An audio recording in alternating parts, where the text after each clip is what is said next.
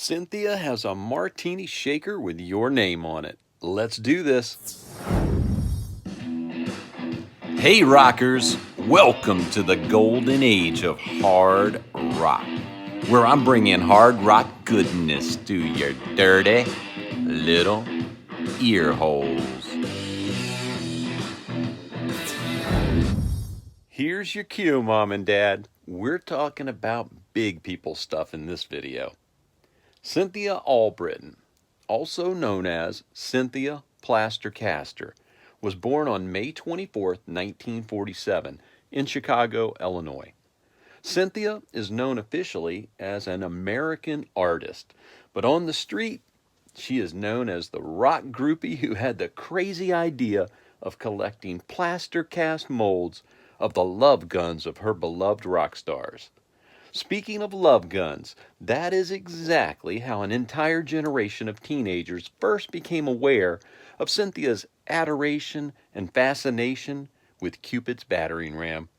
Gene Simmons, the undisputed horniest world champion of groupie Polaroids, penned the timeless and classic love song titled Plaster Caster for the Love Gun album.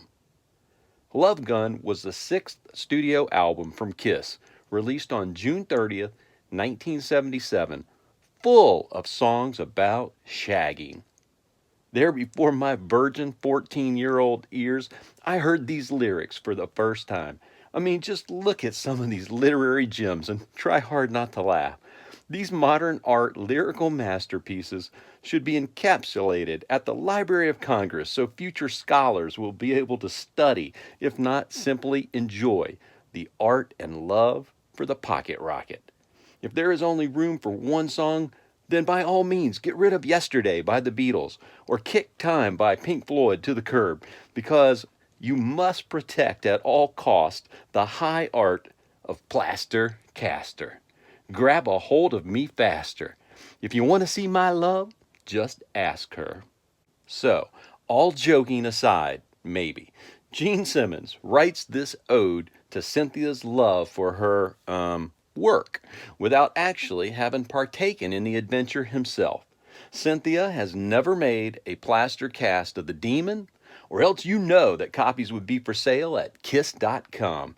Buy a Kiss coffin and get a complimentary replica of the demon's heat-seeking moisture missile. Cynthia has collected plaster casts of some of the largest swordsmen of rock, all pun intended. Here's a who's who that sat, laid down, or stood a la Captain Morgan for the procedure. And by the procedure, I mean those that rose to the occasion. Once they were fully up for the task at hand, their members only was placed into a martini shaker filled with a dental mold. Then they would wait to shrink down and slide out, leaving Cynthia with a brand new 6, 8, or 10-inch baby Jesus. So exactly who reported for duty here? Jimi Hendrix was the first to raise his hand and volunteer. Jimmy was the first rocker to say, "Load up that martini shaker, Cynthia." Also, Noel Redding, Jimmy's bass player, he also couldn't say no to Cynthia's obsession. Some others that followed were Eric Burdon of the Animals. It was the House of the Rising something, and the MC5 showed up in force with both Wayne Kramer and Dennis Thompson paying a visit to the martini shaker.